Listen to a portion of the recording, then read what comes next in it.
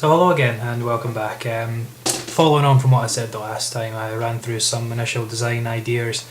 They didn't specifically say it needs to be a hat or a helmet of any kind of description, but I kind of took that idea because it seemed to be the most sort of easier for me, I'd imagine, just to, because I'm obviously going to have to make something at the end product here. But what happened was I had an idea about using a helmet, much like the one that is appearing next to me right now through the magic of video editing. Beautiful.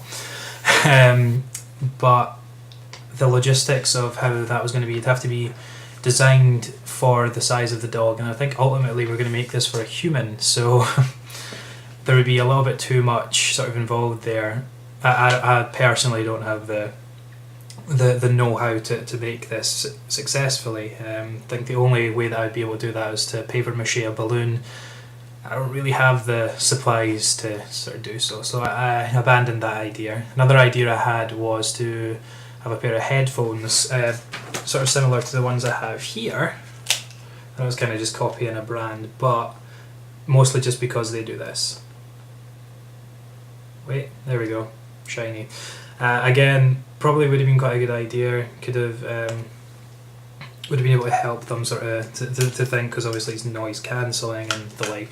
Take that idea and run with it, but again, it just wasn't in the cards. I don't have the sort of technological know-how, so I decided to kind of take it back to its simplest form, and this is where I came off with the fiery bone mask, and that's literally the best I could have came up with at the time. After the name came second. So to sort of explain my beautiful childlike diagram here, there's a mask, obviously, which is the surrounding area. There's folds here so that it fits to various sizes. There is a pair of darkened out lenses that come across the eyes, and that's to sort of shut that off from the surroundings. The bone is there as motivation because, you know, it's a mask for a dog. So that's the motivator to, you know, work towards the end goal, and it's a fitted mask for comfort. I can understand this is kind of silly, but if you take this to the sort of ultimate thing here, isn't for me to have a big helmet for someone to wear. That's not, you know, I'm a third year university student, that's not what I'm going to get the exam on at the end of the day. It's bringing this back into the classroom, and these are the kind of ideas that children will come up with. The children will want to make the really complex things.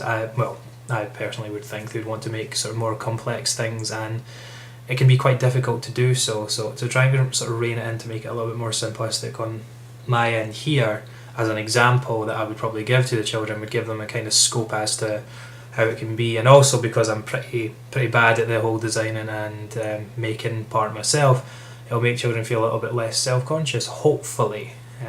That's the end goal. So the next time I see you, I'll have a not a finished product, but a prototype for the dog, so stick around.